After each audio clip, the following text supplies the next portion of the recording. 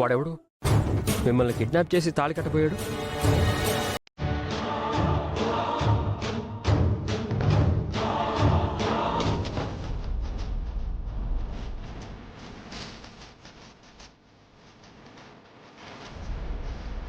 అబ్బా అన్నా, ఏంటన్నా ఇది? మనమే సెటిల్మెంట్లు దందాలు చేసి ఎదురు తిరిగిన వాళ్ళకి కాళ్ళు చేతులు ఇరిచేసి హాస్పిటల్కి పంపించేసేవాళ్ళం. ఇప్పుడు మనల్ని ఎవడో హాస్పిటల్కి పంపించాడు. ఎవడన్నా వాడు? వాడు మా ఇంటి ఓనర్ బుల్లబ్బాయ్.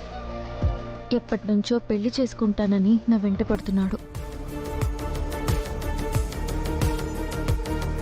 చూడు బంగారం, మన విషయం త్వరగా తేల్చే, లేదంటే నాలో ఉన్న రాక్షసుని వదిలేశానే అనుకో, ఆ నెక్స్ట్ డేనే రాక్షస వివాహం.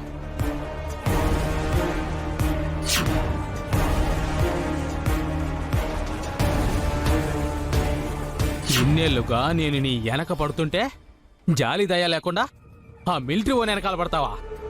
వీళ్ళిద్దరిని లోకల్ పోలీస్ స్టేషన్లో అప్పగించండి.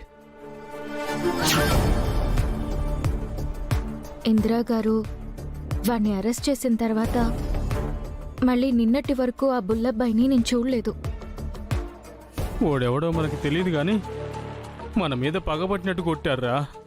అంటే మనకే తెలియకుండా మనకి శత్రువులు ఉన్నారంటావా? ఒకవేళ వాడు ఇందిరా మనిషేమో. ఇందిరా గారు నన్ను ప్రేమించడం, నన్ను పెళ్లి చేసుకోవాలనుకోవడం ఆ బుల్లబ్బాయికి తెలుసు. కానీ ఇందిరా గారు చనిపోయిన విషయం వాడికి ఎలా తెలిసిందో అర్థం కావట్లేదు. నన్ను కొట్టి అరెస్ట్ చేయించిన ఆ ఇంద్రగాడు పైకి పోయాడ్రా. అవునా? ఇప్పుడు ఈడు హాస్పిటల్ పాలు చేశాడు. ఓడెవడైనా కానీ ఓని వదలకూడదురా. ఏదోలాగా వాణ్ణి ఎక్కడున్నా పట్టుకోవాలరా వాణ్ణి. అంటే ఇందిరా చనిపోయిన విషయం గురించి మీ గురించి తెలిసిన వాడు మనం కాక ఈ హైదరాబాద్లో ఇంకొకడు ఉన్నాడనమాట. అవునండి, వాడికి ఎలా తెలిసిందో తెలీదు కానీ వాడు ఇందిరా గారి విషయం ఎక్కడ బయట పెడతాడో అని భయంగా ఉంది.